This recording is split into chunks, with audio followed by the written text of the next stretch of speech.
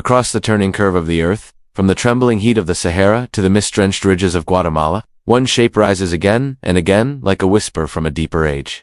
The pyramid. Its silhouette cuts through sandstorms, pierces jungle canopies, emerges from farmland where locals never knew a monument lay beneath their feet. It is as if the planet itself is dotted with silent beacon stone triangles, repeating across continents that never touched, cultures that never exchanged a single written word, and eras that supposedly belonged to utterly different stages of human development. Yet somehow, these civilizations all lifted the same shape toward the sky.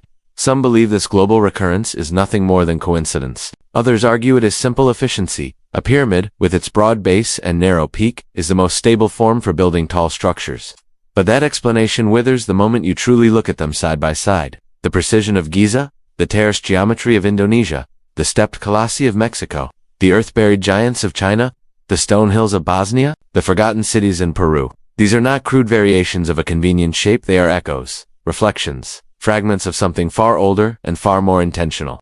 Imagine standing on the Giza plateau at dawn, watching the first line of sunlight slice the horizon and illuminate three pyramids positioned with such mathematical grace that they mirror the belt of Orion. Now imagine traveling thousands of miles away to the ruins of Teotihuacan, where the pyramid of the sun aligns with the Pleiades cluster during rituals long abandoned. From there, move across the planet to China, where forbidden mounds lie positioned in formations that mirror celestial maps buried in ancient manuscripts. How could societies separated by oceans and millennia replicate spatial patterns that modern astronomers only confirmed with advanced instruments?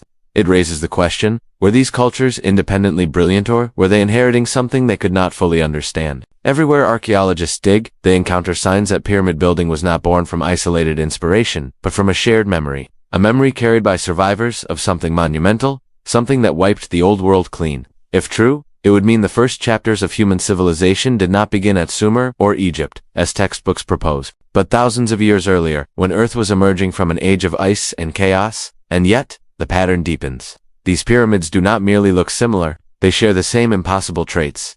Look at the angles. 51 degrees, 52 degrees. Ratios that match celestial cycles. Look at the materials.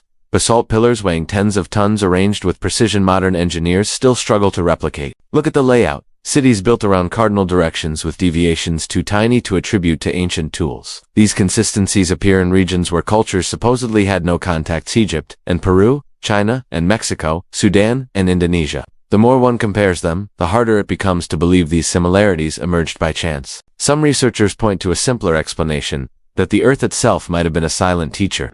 The constellations, the seasons, the movement of the stars, perhaps they inspired the same architectural answers in different societies. But this does not explain the deeper symmetry, the kind that transcends aesthetics and enters the realm of geometry and cosmic timing. When the same numbers, same proportions, and same astronomical alignments return from one horizon to another, the pattern begins to resemble deliberate design, as though all these builders were following the same master plan. Of course, such an idea challenges everything established history teaches. So the official narrative folds in on itself, insisting that each civilization simply arrived at similar solutions. But there is an unease beneath that claim. Because the more advanced our technology becomes, lidar scanning, ground-penetrating radar, satellite analysis, the more pyramids we find. Some stand tall and unmistakable, others hide beneath hills and jungles, their stone cores masked by time. And every new discovery stretches the timeline, widens the map, and strengthens the suspicion that something globally coordinated once existed. Consider the pyramids of Sudan. Smaller, steeper, tightly packed, they resemble compressed reflections of Egypt's monuments. Consider the sprawling complexes of Mesoamerica: massive platforms, ceremonial causeways, sound-engineered temples that mimic the calls of sacred animals. Consider the Andean structures with stone blocks so precisely carved that a sheet of paper cannot slip between them. Consider the Asian mounds once denied, later photographed, and now quietly covered with forest to keep them from public scrutiny. Together, they create a mosaic, a map not of borders, but of memory. Some believe the pattern points to a civilization predating the cities we know. Others argue the pyramids were not just monuments, but machines' resonance, structures, energy conductors, astronomical observatories, or even repositories of knowledge meant to survive the instability of the ancient world. Their shape, after all, is uniquely resilient. Earthquakes shake them but rarely topple them. Floods swallow them but cannot erase them. Time erodes them but never destroys their core geometry. It raises the unsettling possibility that the builders knew something the later civilizations did not, that the world would forget, and that only monuments of impossible durability could safeguard what mattered. As the story unfolds, this first section serves only as the threshold. a doorway into a larger mystery. The more one studies these structures across continents, climates, and cultures, the more the world begins to feel like a single canvas painted by many hands, guided by a single vision. Whether that vision belonged to forgotten humans or something else entirely, the pyramids endure as silent testimony. And across this planet of stone triangles, one question resonates. If every pyramid points to the same pattern, then what is the message they were designed to preserve? When you stand before a pyramid, whether on the Giza plateau, deep in the Guatemalan rainforest, or beneath the silent skies of Shanxi, are not just looking at stone. You are looking at orientation, alignment, intention. These monuments were not placed randomly on the Earth's surface. They were positioned with a precision that challenges the story we tell about ancient builders. If every pyramid were simply a tomb, a temple, or a ceremonial marker, we would expect chaos in their placement, irregular directions, inconsistent foundations, a diversity of choices reflecting local customs. But that is not what we find. Instead, the world's pyramids behave like the points of a global compass. Some aim themselves toward true north with a margin of error so small that modern engineers still debate how such accuracy was possible. Others align with the rising of specific stars: Pleiades, Orion, Sirius, the same stars revered on continents separated by oceans. Others track solstices with light corridors, shadow paths, and equinox markers so flawlessly timed that the phenomenon can only occur on 2 days each year. These patterns, repeated from Egypt to China to Mesoamerica, create a sense of déjà vu. Different civilizations performing the same architectural ritual without ever meeting. It raises the question, who taught humanity to build with the sky? On the Giza plateau, the Great Pyramid is rotated only a fraction of a degree off true north. Some researchers say no structure built until the late 19th century surpassed its accuracy. Even stranger, the method to find true north with such precision, especially in an age without compasses, remains a mystery. It is as if the builders possessed a knowledge of Earth's axial rotation and celestial mechanics that should have been far beyond their means. And yet Giza is not alone. Across the world in Teotihuacan, the Pyramid of the Sun aligns not with cardinal directions but with the setting of the Pleiades, a cluster with deep mythological significance for the Maya, Aztec, and many other indigenous cultures. The alignment suggests not just astronomical awareness but a cosmology, the idea that the city's geometry was meant to mirror the heavens, as above, so below. Then there is the alignment of Caral in Peru, one of the oldest known cities in the Americas. Its pyramids are positioned along solar pathways, marking the seasonal turning points without deviation. During solstices, sunlight pierces corridors, illuminates staircases, and reveals inner chambers in a display so precise that even a slight misalignment would ruin the effect. Yet the builders achieved the same accuracy we now rely on advanced astronomical software to confirm. If this were limited to one region, to Mesoamerica alone, or Egypt alone, or Peru alone, could be dismissed as local innovation. But the pattern becomes global. Travel thousands of miles to China, where the so-called buried pyramids near Xi'an sit in carefully arranged grids. Early satellite images, raised eyebrows. Many of these structures appear aligned with the same celestial motifs found in Giza, particularly the pattern of Orion's belt. The official explanation claims these mounds are imperial tombs placed according to feng shui traditions. But the alignments match something older, something that recalls Egypt's star maps rather than later Chinese geomancy. And some believe this overlap is too precise to ignore. In Sudan, the Nubian pyramids follow a cardinal orientation similar to their Egyptian counterparts. They are smaller, steeper, and less refined, as if built by a culture attempting to remember a design from somewhere else. Yet even in this diminished version, the alignment to the axis of the Earth remains, like a faint echo of a forgotten lesson. Even more surprising are the alignments suspected in structures once dismissed as natural formations. The controversial pyramid-like hills of Bosnia have passages oriented toward solstice events. Though debated, the precision of their tunnels and the angle of their slopes mirror the solar-coded architecture found in many ancient civilizations. Whether they are true pyramids or not, the mathematics embedded within them matches the global pattern. The idea becomes harder to reject. Someone, at some point in deep time, taught the world to build according to the heavens.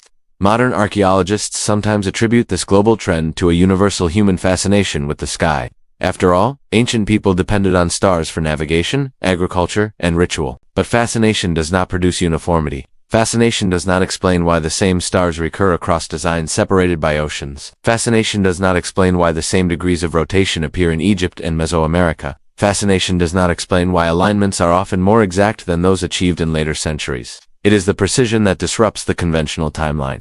The Earth's true north shifts slowly over time due to axial precession. Alignments that are accurate now would not have been accurate thousands of years ago unless the builders knew how to account for precession.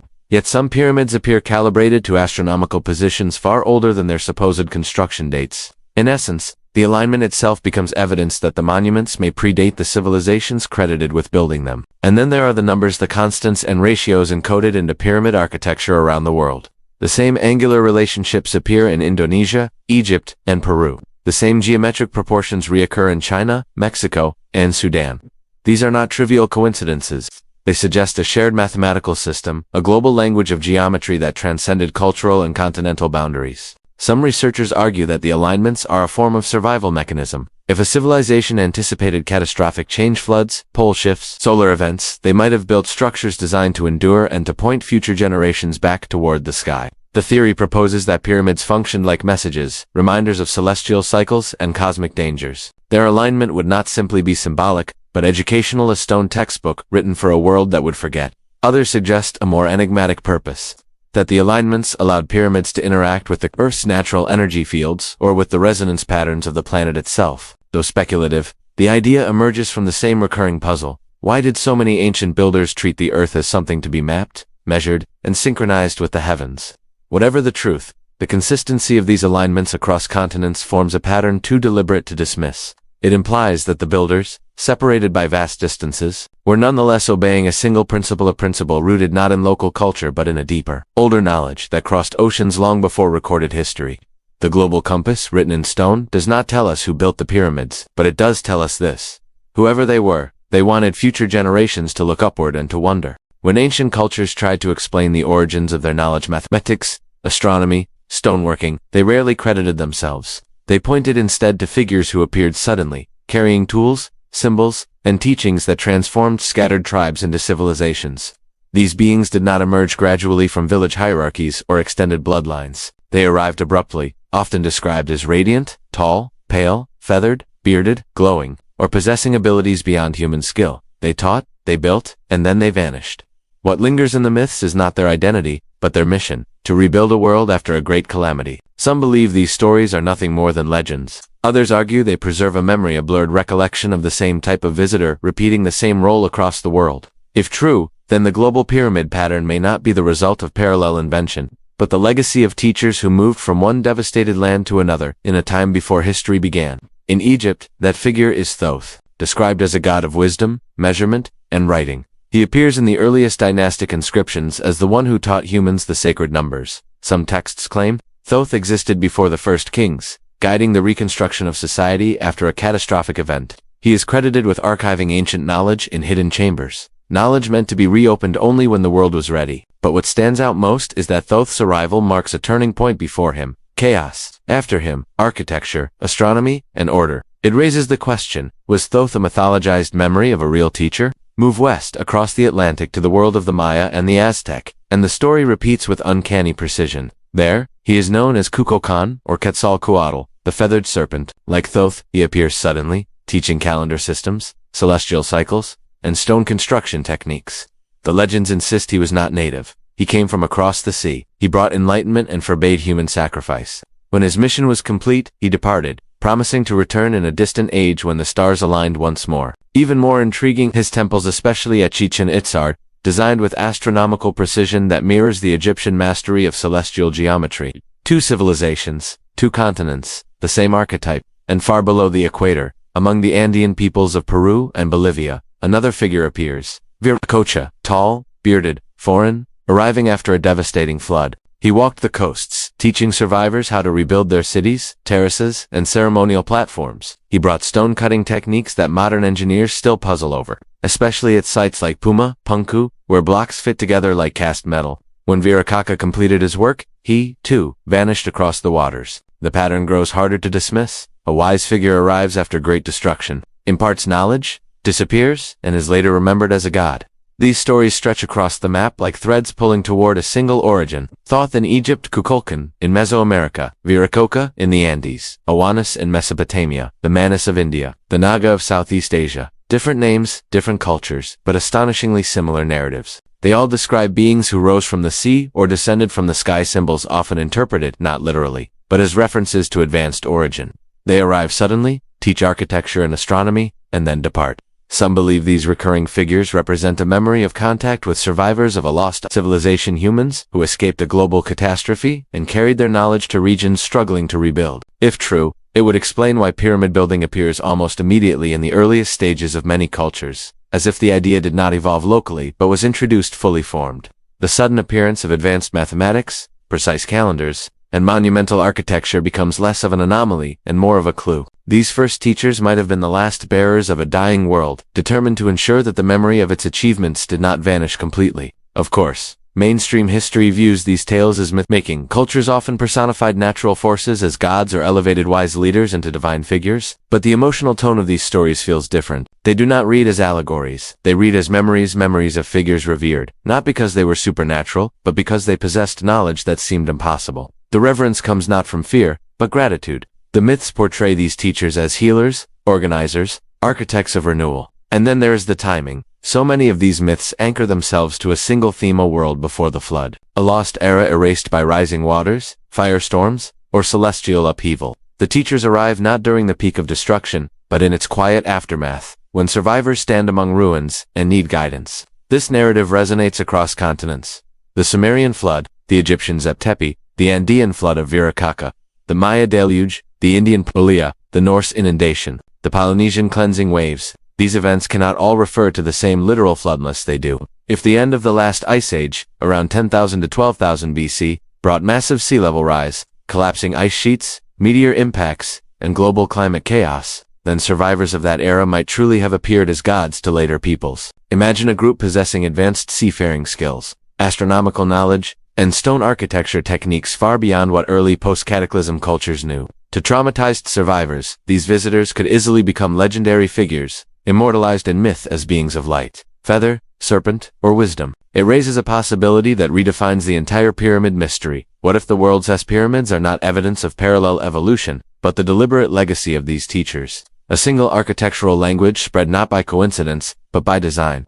A design chosen because it could survive fire, water, earthquakes, and time itself. A design that encoded mathematics, celestial cycles, and messages that would endure after memory failed. Some believe the great teachers intended pyramids to be the anchors of a damaged world, the first monuments of a new age. Rebuilt atop the ashes of the old, align them with the stars, and you restore humanity's sense of cosmic order. Encode them with sacred numbers, and you pass on the knowledge of cycles that destroyed the previous world. Spread them across continents, and you plant reminders that Earth was once united by something deeper than borders. Whether these teachers were extraordinary survivors, remnants of a forgotten civilization, or something more enigmatic, their echo remains carved in stone. The myths all agree on one thing: they appeared in humanity's darkest hour, and the monuments they left behind continued to point toward a truth still waiting to be uncovered. High in the misty folds of West Java, where the air carries the scent of volcanic soil, and the forest hums with an ancient, low vibration, stands a hill that locals have walked upon for generations. They call it Gunung Padang, the Mountain of Light. To villagers,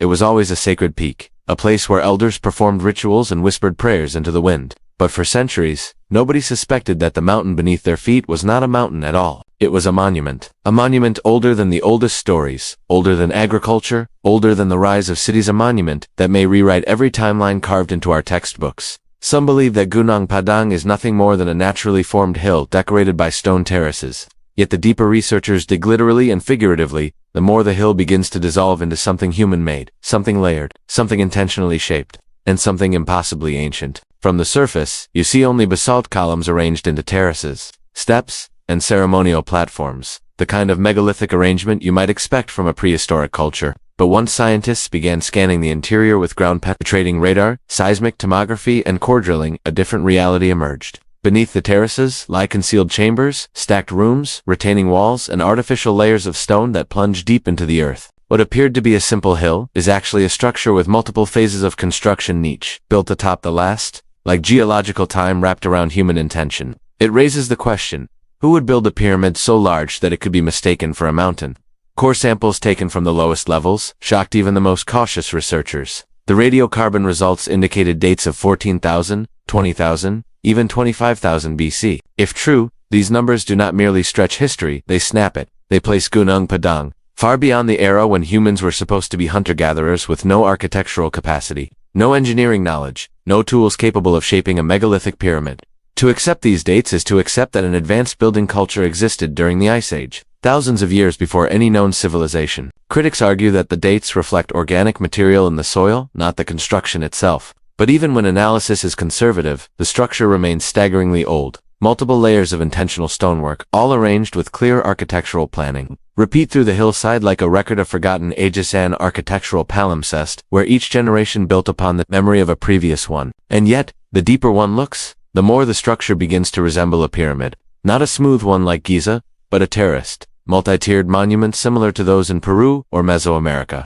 The similarity is uncanny. Broad base, stepped platforms, ceremonial spaces, and a summit that once likely held rituals tied to celestial events. The alignment studies at Gunung Padang show patterns that echo the global trend orientations related to solstices, star paths, and cardinal directions, suggesting that the builders were not simply piling stones but following a design rooted in cosmology. But the greatest mystery lies not in its age or its alignment, but in the intention behind it. Why would an ancient culture construct a monument of this magnitude? Why bury chambers deep within? Why create layers instead of a single phase of construction? The answers are speculative, but the patterns echo myths scattered across the world. Stories of a civilization before the flood, survivors of a cataclysm burying knowledge within monumental structures, ages recorded in stone so future generations might rediscover what the past had lost. Some researchers propose that Gunung Padang was not merely a pyramid, but a sanctuary, a fortress of memory. If rising seas, volcanic eruptions, or cosmic impacts threatened the world, then perhaps the builders sought to anchor their knowledge in a structure durable enough to withstand the chaos of deep time. The terraces, chambers, and layers may represent not just architectural phases, but cycles, renewals after events that erased earlier construction. If so, Gunung Padang becomes not a single monument, but a timeline etched in stone. Others point to the basalt pillars themselves. These are not random rocks. They are hexagonal columns shaped by volcanic processes, cut and arranged with human intention. Yet their presence suggests something deeper. The builders understood both natural materials and geometric patterns. They chose the strongest local stone, shaped naturally by the earth, and transformed it into platforms that could endure earthquakes, erosion, and shifting climate. The engineering choices feel deliberate, efficient, almost modern. This sophistication mirrors a detail rarely discussed in mainstream narratives. Many ancient pyramids use local materials in ways optimized for resonance, stability, and longevity. From Egypt's limestone casing to Teotihuacan's mica layers, the choice of stone seems purposeful. Gunung Padang continues this pattern, suggesting a level of knowledge that contradicts the presumed capabilities of its supposed builders. But perhaps the most unsettling aspect of Gunung Padang is how deeply it challenges the idea of the first civilization. If this structure truly predates 10,000 BC, then human civilization did not begin with Sumer, Egypt, or the Indus Valley. It began with a culture that endured the Ice Age, mastered megalithic construction, and then vanished, leaving behind only a buried pyramid on a mist-covered hill in Indonesia. The story of humanity would need rewriting, not a slow ascent from primitive tribes, but a rise, a collapse, and a memory carried into later eras by scattered survivors. Some believe this lost culture may be the source of the global pyramid blueprint. After all, Southeast Asia sits not far from the region where myths of Lemuria, Sundaland, and ancient drowned lands originate, cultures said to have vanished beneath rising seas at the end of the Pleistocene. If survivors fled from a sinking homeland, they may have traveled west to India, Mesopotamia, and Egypt, or east to the Americas, carrying fragments of knowledge that later became the foundation of pyramid building worldwide. It raises another possibility, that Gunung Padang represents the first pyramid, the progenitor of all later designs. Not in shape alone, but in concept. A monument aligned with the heavens, built with immense stone, layered across generations, intended to endure the end of an age. If so, the hill in West Java is not just an archaeological anomaly, it is the opening chapter of a story long erased. Yet the site remains controversial. Excavations stall, funding shifts, permissions are withdrawn. Some claim this is due to academic caution. Others whisper it is because of what the discovery implies. If the hill is a pyramid older than recorded history, then every timeline in every history book must shift back into darkness. Standing on the terraces of Gunung Padang, surrounded by jungle silence, you can feel the weight of that possibility. The stones beneath your feet may be the oldest surviving architecture on the planet, a message from a world before ours. A monument built to be discovered at a time when humanity would once again be ready to question where it truly came from. The closer you walk toward the Great Pyramid of Giza, the more reality seems to bend. Its sheer size distorts your sense of scale. Its angles slice the sky with machine-like precision. Its silent mass radiates a presence that feels less like architecture and more like an intelligence carved into stone. Giza does not behave like an ancient monument. It behaves like a message, one deliberately constructed to survive fire, floods, erosion, conquest, and the slow decay of time. And if there's a single pyramid on Earth that challenges the entire story of human civilization, it is this one. Some believe the Great Pyramid was built around 2500 BC as a royal tomb for Pharaoh Khufu. That is the official timeline taught in classrooms. But the deeper one looks, the more the structure begins to resist that explanation. It refuses to fit its assigned era. It rejects the limitations of the tools available at the time. It surpasses the capabilities of Bronze Age engineering by orders of magnitude. In every measurable way, precision, mathematics, alignment, logistics, the Great Pyramid feels like something far older, far more advanced, or far more enigmatic than the civilization credited with its construction. Begin with the alignment. The pyramid is oriented to true north with the precision modern compasses struggle to match. Its deviation is so slight fractions of a degree that the only reasonable explanations require astronomy and engineering far beyond what Egyptologists claim the Old Kingdom possessed. The builders would have needed to track the rotation of the Earth, correct for axial precession, and define true cardinal directions using methods unknown to us. No papyrus, no wall carving, no tomb inscription explains how they achieved it. Then there is the angle of its sides, 51.84 degrees. This angle encodes the ratio of the pyramid's height to its base, which in turn produces a near-perfect expression of pi. The perimeter of the base divided by twice the height gives a value almost exactly equal to 3.1416. This suggests not only mathematical intention, but an understanding of geometry beyond what Bronze Age cultures documented. If this were coincidence, it would be astonishing. But the Great Pyramid contains dozens of such mathematical relationships, ratios, associated with the golden mean. The Earth's circumference, the precessional cycle of 25,920 years, and the curvature of the planet itself. This is not primitive architecture. Inside the monument, the mystery deepens. The king's chamber, constructed from granite blocks weighing between 50 and 80 tons, sits at the heart of the structure. These granite blocks were transported from Aswanova 800 kilometers away. Moving stones of that magnitude with wooden sleds and ropes across desert terrain requires not just workforce, but physics. Even modern cranes strain with such loads. The chamber's ceiling consists of massive relieving stones, stacked to distribute weight, a technique used with such precision that not a single crack runs through the chamber after thousands of years. Some believe the chamber was designed not for burial, but for resonance. The dimensions of the granite box, often called the sarcophagus, match acoustic frequencies that appear in other ancient structures. When sound is generated inside the chamber, the granite vibrates in harmonic response. It raises the possibility that the builders understood how stone interacts with frequency, and that the pyramid may have served as an energy structure rather than a tomb. Yet for all its magnificence, the Great Pyramid contains no inscriptions, no hieroglyphs, no funerary texts, no carvings celebrating its completion, no records of the pharaoh's burial. This complete absence is unprecedented in Egyptian history, a culture famous for saturating every surface with texts. It is as if the builders wanted the pyramid to speak through mathematics and geometry alone, as though its language was not meant for the ancient Egyptians, but for someone far in the future. Then there's the problem of logistics. The pyramid contains approximately 2.3 million stone blocks. To complete the structure within the 20 to 25 years attributed to Khufu's reign, workers would need to place one block every 2 minutes, day and night, without pause. For decades, even with modern machinery, this pace is barely achievable. Yet there is no evidence of such tools at Giza. What we have instead is silence: no ramps, no cranes, no blueprints, no quarries filled with remnants of mass production. The construction process remains invisible, as though the builders left only the finished work and erased all traces of how it was created. Some researchers argue that the pyramid shows signs of an earlier foundation erosion patterns, geological scars, and alignment accuracy that may predate 2500 BC by thousands of years. They propose that Khufu may have restored or repurposed an older structure rather than building it from scratch. This theory is controversial, but it resolves inconsistencies in the timeline. If the pyramid predates the Old Kingdom, then the transition from primitive to advanced architecture in Egypt becomes more natural. The Egyptians inherited greatness. They did not create it independently. Supporting this idea is the fact that pyramids built after Giza diminished in quality.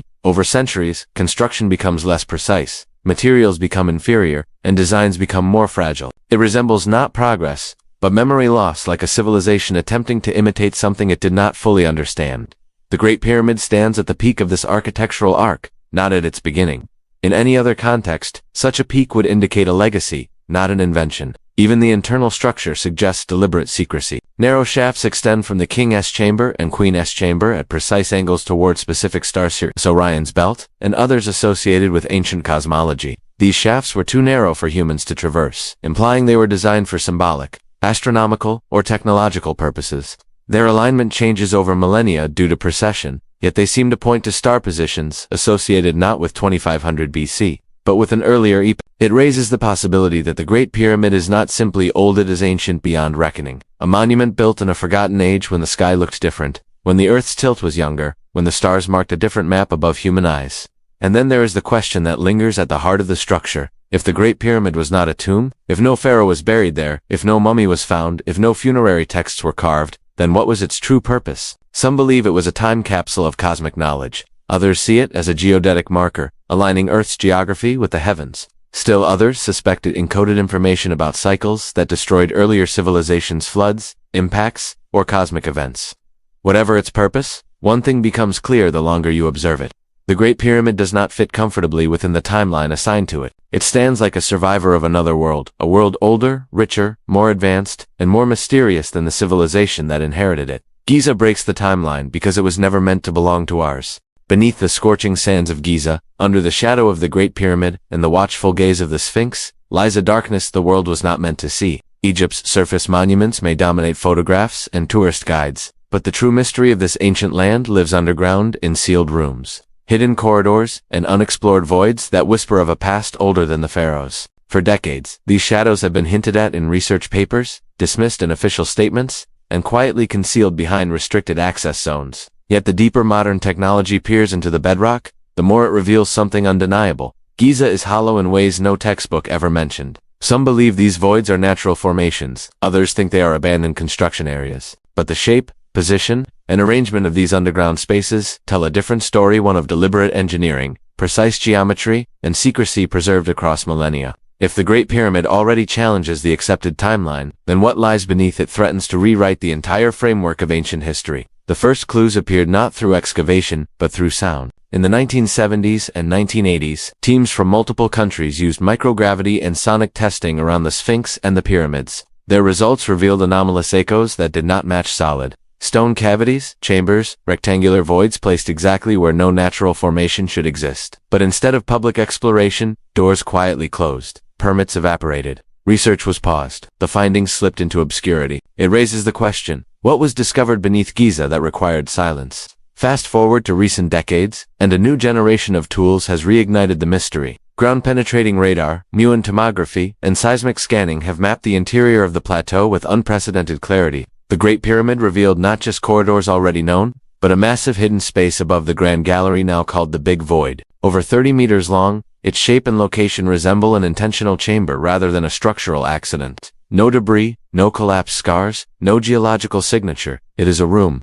intentionally sealed since the day the pyramid was completed. What purpose could such a space serve? Why would the builders hide a chamber large enough to hold a jetliner, yet make it inaccessible? Some believe the Big Void was designed to relieve weight on the Grand Gallery. Others see it as a symbolic room, a cosmological feature. But another interpretation feels more unsettling. A vault? A sealed repository intended never to be opened by the Old Kingdom Egyptians, but perhaps by someone much later, someone who recognized the pattern, perhaps centuries or millennia into the future. If the Great Pyramid is a message across time, then hidden chambers would be its punctuation marks. But the Great Pyramid is not the only one whispering secrets. Beneath the Sphinx lies a cavity, first documented by seismic scans, decades ago. Rectangular and symmetrical, it sits directly under the pause, as if the monument itself was built on top of something older. Some call this space the Hall of Records, referencing legends from Egypt and later Greek sources that speak of a chamber preserving the wisdom of an earlier age. Though these stories were long dismissed as myth, the undeniable presence of a chamber reignites old speculation. Was the Sphinx intentionally placed to guard something beneath? The Egyptian government has repeatedly denied the existence of such a chamber, yet every scan quietly contradicts the denial. Then there are the tunnels. In the early 20th century, explorers recorded a series of shafts and corridors beneath Giza, some leading toward the river, others deeper into the plateau. Over time, many entrances were sealed or concealed. Some collapsed naturally, but others appear to have been intentionally blocked. Local legends speak of underground lakes, of corridors stretching miles beneath the sand, of chambers carved before the first pyramid rose. These tales were always considered folklore until modern technology began uncovering subterranean anomalies that follow the path of those very legends. Skeptics argue these features are remnants of ancient quarries, but quarries do not form perfect corridors, leading to aligned voids. They do not form chamber-like rooms beneath major monuments. They do not appear in patterns that mirror the star alignments found above ground. What makes the underground network even more intriguing is how often exploration is halted. In multiple instances, scanning results became public only briefly before research was postponed or re-evaluated. Teams who discovered anomalies suddenly lost access. Announcements of new tunnels or chambers were followed by silence. Some believe these delays are due to caution and conservation. Others sense a deeper intention to maintain a narrative that struggles to accommodate discoveries older than Egypt's dynastic timeline. If Gunung Padang revealed a buried pyramid older than we imagined, then Giza may conceal something even more profound. Evidence of a civilization that preceded the pharaohs by thousands of years, leaving behind a subterranean archive meant to outlast cataclysm and time. Consider the placement of the Great Pyramid. Its foundation sits atop bedrock sculpted with unnatural flatness, as though earlier builders prepared the site long before Khufu's reign. Some blocks beneath the pyramid show signs of erosion, inconsistent with the climate 4,500 years ago. The Sphinx enclosure exhibits deep vertical weathering patterns that resemble water erosion, despite the fact that heavy rains ended thousands of years before dynastic Egypt. If the surface monuments suggest an older pre-dynastic origin, then the sealed chambers below may preserve evidence of that lost age. Some researchers propose that the underground network served as a vault for knowledge, astronomical cycles, geological warnings, or records of civilizations erased by the last global upheaval. Others speculate the chambers may contain tools or artifacts that contradict the technological expectations of the ancient world. Whatever lies below, its concealment seems intentional. The chambers are not accidental. They are encoded into the architecture, part of a master plan hidden beneath desert silence. It raises an unsettling possibility. What if the builders of Giza constructed not just monuments above ground, but a multi-layered archive below an archive deliberately buried until the right moment in humanity's development? A message, waiting beneath sand and stone, meant for a future civilization capable of understanding it. For now, the forbidden chambers remain sealed, but their presence reshapes the mystery of Giza. The pyramids are not isolated wonders, they are the visible portion of a hidden structure buried deep in the earth, and the truth they guard may be far older than the kingdom that inherited them. Travel south along the Nile past the wide floodplains and golden stretches of desert, and the familiar shape appears, again rising from sand, not as a colossal monument like Giza, but as clusters of sharp, slender pyramids pointing toward the sky. This is Meru, the ancient heart of Nubia. At first sight, these pyramids seem like distant cousins of Egypt's giants.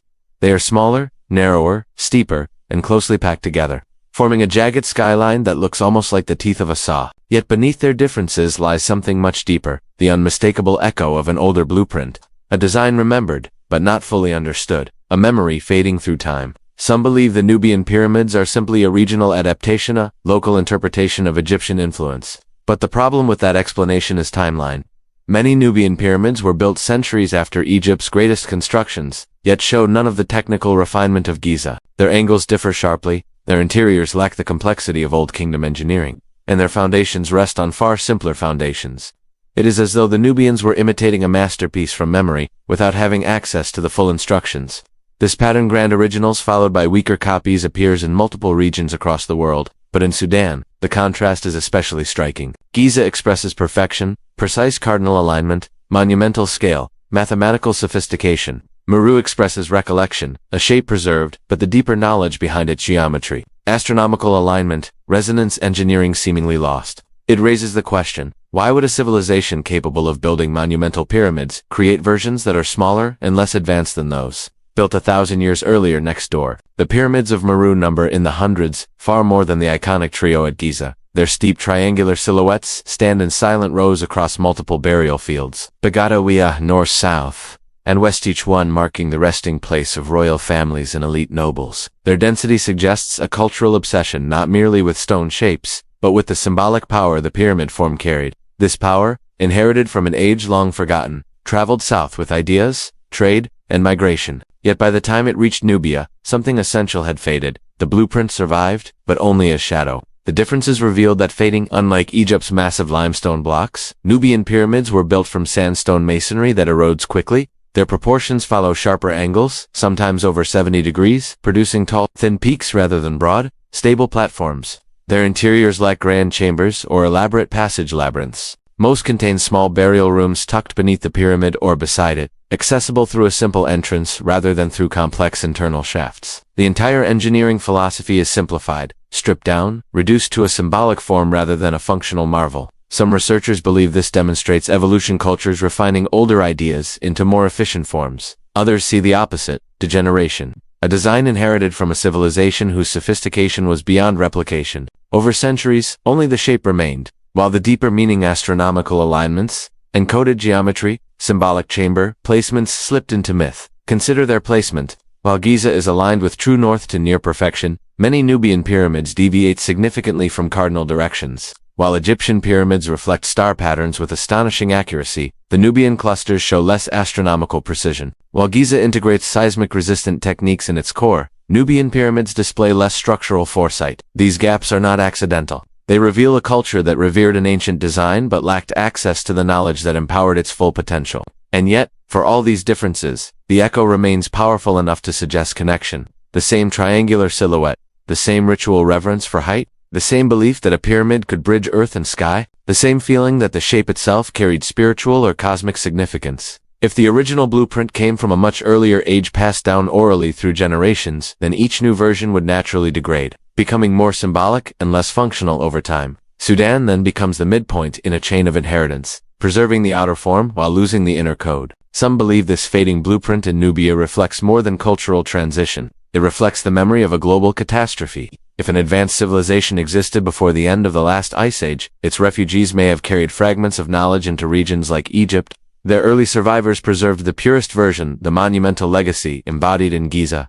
As millennia passed, migrations carried diluted knowledge farther south into Nubia. Without the full astronomical, mathematical, and engineering context, the builders retained only the shape, a ghost of the original. This idea grows more compelling when we consider how many ancient cultures preserved the same fading pattern. In China, some pyramids mimic precise alignments, while others lose them completely. In Peru, early Andean structures display refined megalithic mastery, but later versions simplify dramatically. In Mesoamerica, early sites like Teotihuacan contain cosmic geometry that later Aztec copies replicate only superficially. Sudan fits this global pattern perfectly.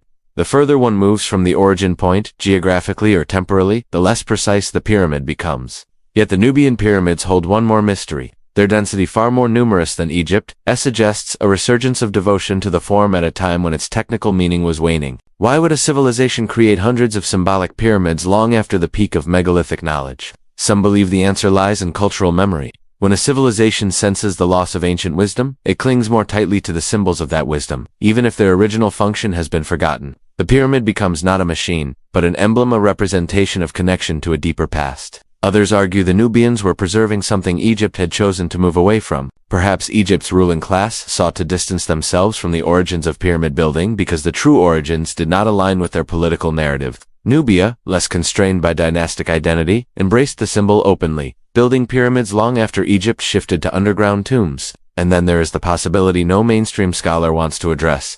What if Sudan preserves the final stage of a knowledge lineage stretching back to a world before the flood? Giza, as the pinnacle, representing the pure blueprint. Sudan, as the eco-sharp, but diminished. The places in between as gradients of memory, each preserving a piece of a puzzle whose original form existed in an age long erased by water and time. When you stand among the Nubian pyramids at sunset, the golden light bathing their steep faces, you can feel both beauty and melancholy. Beauty in their persistence, melancholy in their incompleteness. They are the fading voice of an ancient blueprint, one carried across continents, altered by memory, and eventually reduced to symbol alone. Yet even in fading, they whisper the same message echoed across the world's pyramids.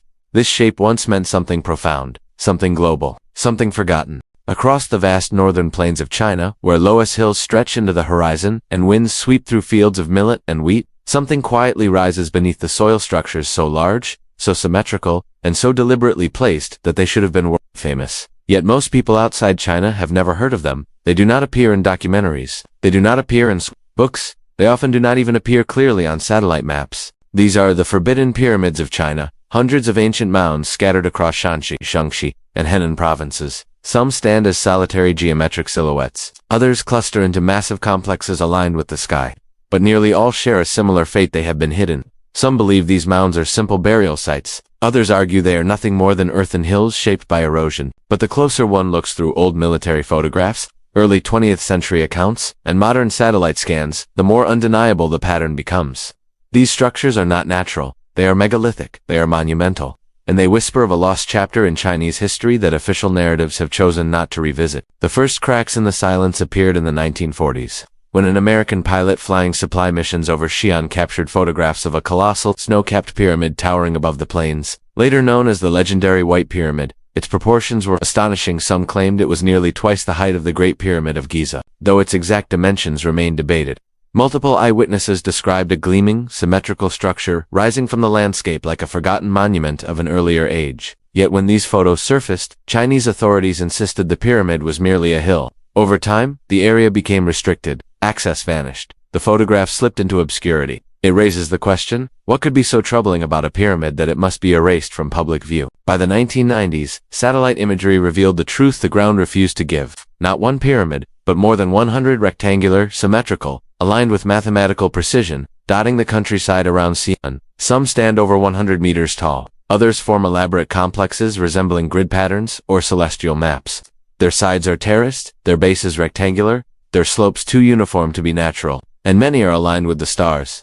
This last detail is the most striking. Several of the largest Chinese pyramids are oriented in a layout that mirrors the constellation of Orion, the same celestial triad reflected at Giza. Others appear aligned with solstice points or lunar cycles. Some researchers, using star mapping software, claim the layout corresponds not to the sky as it looks today, but to the sky as it looked thousands of years ago, echoing the same pattern seen in Egypt and Mesoamerica. The implication is unmistakable. These structures belong not to a local trend, but to a global architectural motif. Yet despite this, many Chinese pyramids remain buried under thick layers of soil land, not by accident.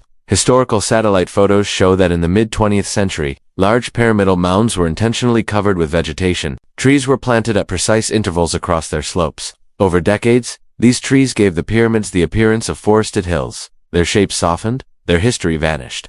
To the untrained eye, they became indistinguishable from natural landforms. Why would a civilization hide its own ancient monuments? One explanation is political. Chinese archaeological narratives emphasize dynastic continuity from the earliest emperors onward. A pyramid older than dynastic China, one echoing global patterns found in Egypt, Peru, and Mesoamerica would challenge this linear story. If the structures were shown to predate the first emperors, it would imply that China's origin myths are incomplete, or even that a forgotten civilization once thrived there before the rise of recorded history. Such an idea sits uncomfortably within the framework of national identity. Another explanation lies beneath the soil itself. Core samples taken from some pyramids reveal layers of compressed earth, mixed with stone blocks, techniques resembling early megalithic construction. But the most unsettling finding emerged from testing the soil around these mounds. The presence of unusually high concentrations of mercury. This mirrors descriptions found in ancient Chinese texts, particularly regarding the tomb of Qin Shi Huang, the first emperor, whose burial chamber was said to contain flowing rivers of liquid mercury to mimic the constellations above and the geography of his empire below. If mercury was used symbolically in multiple pyramids, perhaps to represent celestial or subterranean realms, it suggests these structures carry ritual and cosmological functions far deeper than simple burial mounds. Even more mysterious are the restricted zones. Several of the largest pyramids sit within military areas, fenced off from all exploration. Others fall under protected lands, officially to prevent erosion, but which in practice prevent archaeological access. Scholars request permits, they are denied. Foreign researchers propose collaboration. The proposals vanish. Some believe this is caution, others see it as deliberate. But the forbidden nature of these pyramids only amplifies the mystery. If they were merely earthen burial mounds of predictable age, why restrict access so aggressively? Why suppress photographic documentation? Why erase references to them from modern educational materials?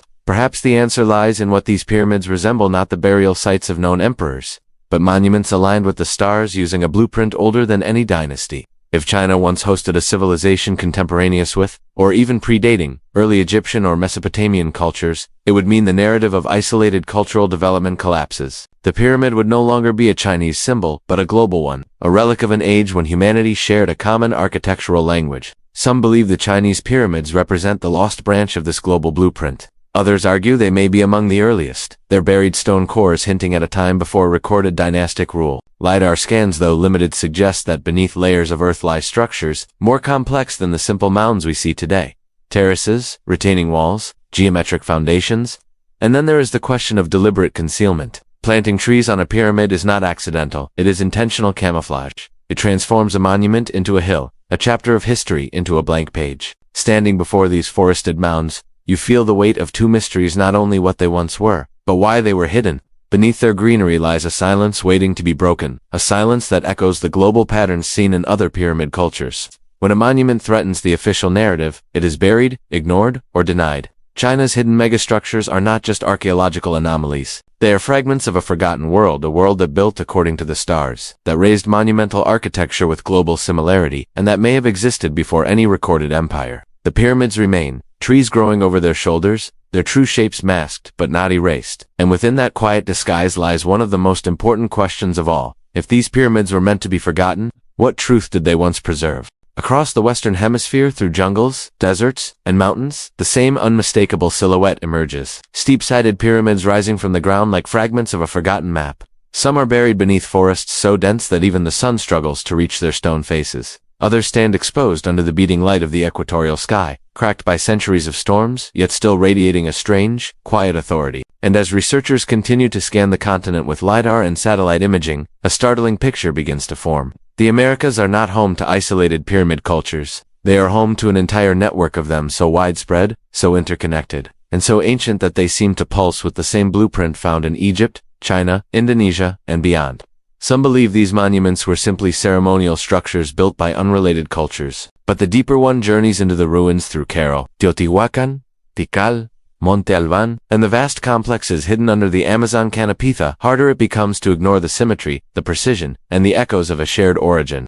These pyramids speak the same language: solar alignments, cosmic orientations, repeating proportions, and construction techniques far more advanced than their supposed eras should allow. Begin in the deserts of coastal Peru, where the city of Cairo rises like a memory breaking through sand. This is one of the oldest known civilizations in the Americas contemporary, with the earliest phases of ancient Egypt. And yet Cairo's pyramids display a sophistication that feels strangely familiar. Central staircases aligned to astronomical events, plazas constructed with precise acoustic design, and platform mounds laid out according to patterns reflecting the movement of the sun. There are no signs of warfare, here no battlements, no weapons, no destruction layers. Some researchers believe Cairo was a peaceful, scientific society, focused on trade, astronomy, and ceremonial life. Their architecture mirrors the knowledge-first approach seen in other ancient global centers, suggesting that whoever first taught the Pinette techniques of pyramid building may have prioritized wisdom over conquest. Moving north, the mystery deepens as we arrive at the vast complex of Teotihuacan in central Mexico. Here, the Pyramid of the Sun stands as a monolith of earth and stone, aligned to the setting of the Pleiades. Its base nearly rivals Giza's footprint,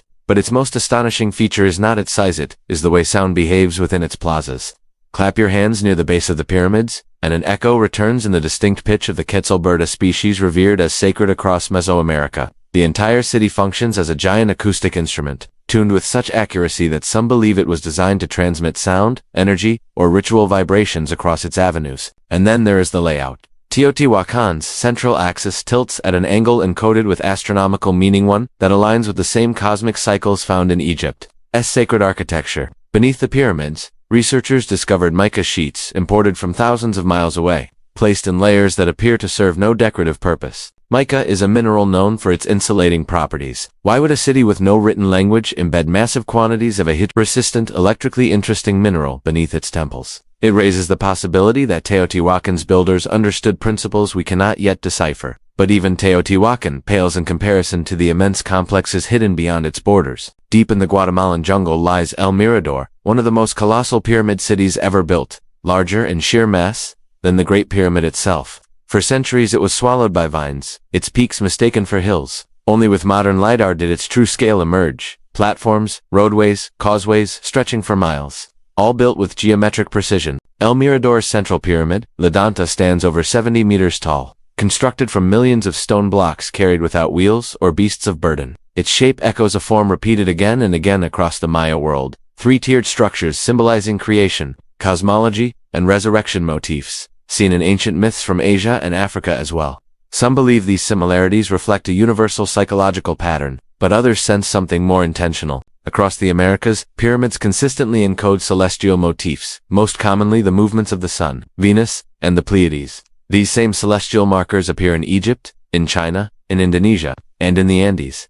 If isolated societies invented these alignments independently, it would be a coincidence of staggering magnitude. Yet the repetition is too precise, too global, too patterned to ignore. The Andes themselves hold some of the strongest evidence. Sites like Tiwanaku, Puma, Punku, and Sacsayhuaman contain stonework so precise that even modern tools would struggle to reproduce it. Massive blocks weighing hundreds of tons interlock in ways reminiscent of ancient megalithic techniques found in completely different parts of the world. Andean myths speak of Viracocha, the teacher who emerged after a great flood, mirroring stories from Egypt, Mesopotamia, and Southeast Asia. Under this lens, the Andean pyramids become more than local monuments, they become fragments of a larger legacy. Yet perhaps the greatest revelation came not from Peru or Mexico, but from the dense jungles of the Amazon. Until recently, many believed the Amazon had only small, scattered tribes, never complex civilizations. But Lidar shattered that assumption. Beneath the trees, researchers discovered vast networks of causeways, ceremonial platforms, geometric earthworks,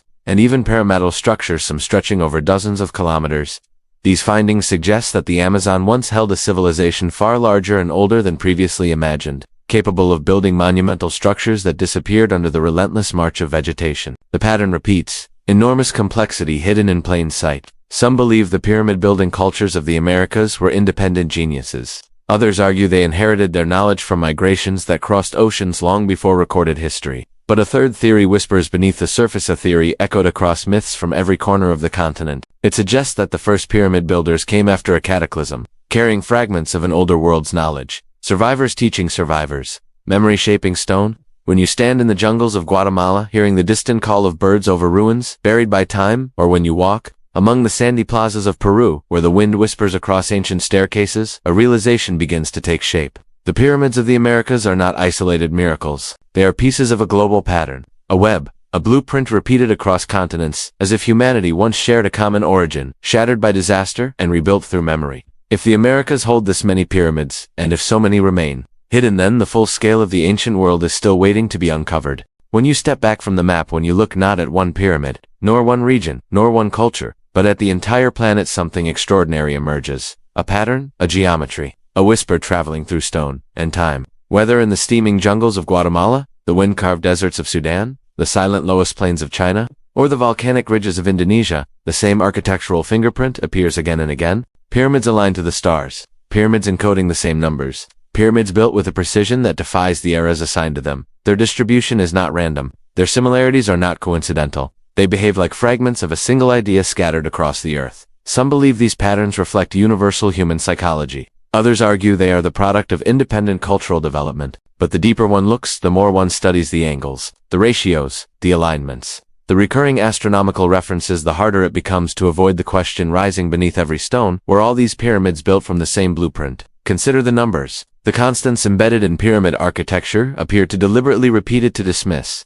Many pyramids encode 72, 108, 216, and 432 numbers tied directly to the Earth's precessional cycle of 25,920 years. If ancient societies lacked knowledge of precession, how did they encode its fractions with such consistency? And if these societies never communicated, how did the same numerical signatures appear in Egypt, Mexico, Indonesia, China, and Peru? Some researchers believe this numerical thread is the strongest evidence that the pyramids belonged to a unified tradition, one that predates the societies who inherited them. The blueprint was not Egyptian, it was not Mayan, it was not Chinese. It was older than all of them. Now consider the alignments. The Orion correlation at Giza, the Pleiades orientation at Teotihuacan, the solstice pathways at Cairo, the star-mapped layouts buried beneath trees in China. All these alignments point to a common obsession: the heavens. And not just the heavens of the present, but the heavens of distant epochs. Many pyramid alignments correspond to star positions as they appeared 10,000 to 12,000 years ago, during the late Ice Age. This suggests that at least some of the architectural concepts may trace back to a time before the world changed, before coastlines flooded, before plains became seas, before glaciers melted and erased entire landscapes. It raises the question: were these structures built not only to honor the sky, but to remember a sky that no longer exists? The idea becomes even more compelling when viewed alongside ancient myths. Nearly every culture that built pyramids or megalithic structures preserved memories of a great catastrophe, a colossal flood, or cosmic disaster that destroyed a previous world. The Sumerian deluge, the Egyptian Zeb Tepi, the Greek tale of Atlantis, the Andean flood of Titicaca, the Maya records of cycles ended by water and fire, the Hindu Prolya. The stories differ in detail, but the pattern is unmistakable. Humans survived something immense, something that forced a reset of civilization. If these myths preserve memories of a real event such as the catastrophic meltwater pulses at the end of the Ice Age, then the pyramid blueprint may not simply be an architectural technique. It may be the legacy of the survivors, a memory passed down through scattered refuges of humanity after the floodwaters receded. If so, then the teachers described in Section 3, both Viracocha, Kukulkan, were not gods, but the last bearers of a dying world's knowledge. They traveled across continents, teaching geometry, astronomy, and construction methods to people struggling to rebuild. To them, the pyramid was more than a monument. It was a resilient container of knowledge, a cosmic anchor, a warning encoded into angles and numbers. This idea creates a chilling possibility. The pyramids may be messages. Messages built not for the people of their own time, but for future civilizations. Civilizations like ours.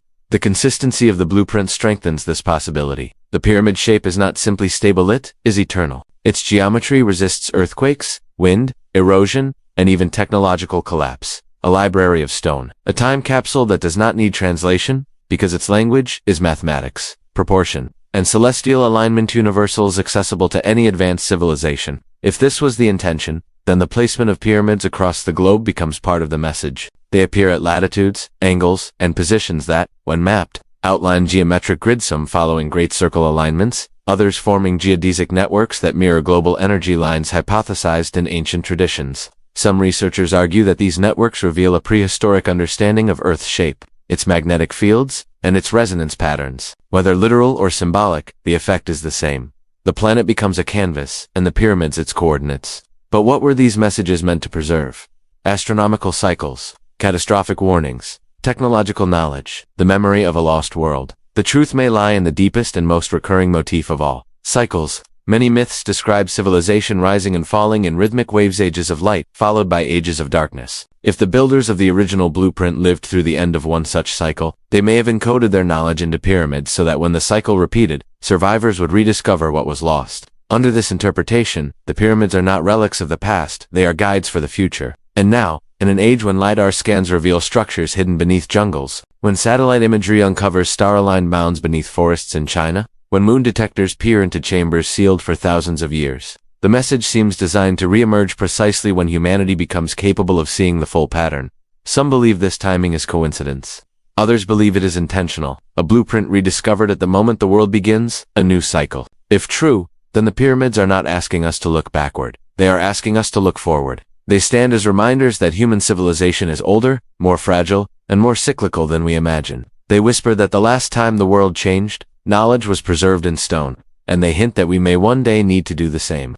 The blueprint before the flood may have been the last message of a civilization erased by time. And now, as the ancient pattern resurfaces across continents, it raises one final, haunting question. Were the pyramids built to remember the past, or to prepare us for what comes next?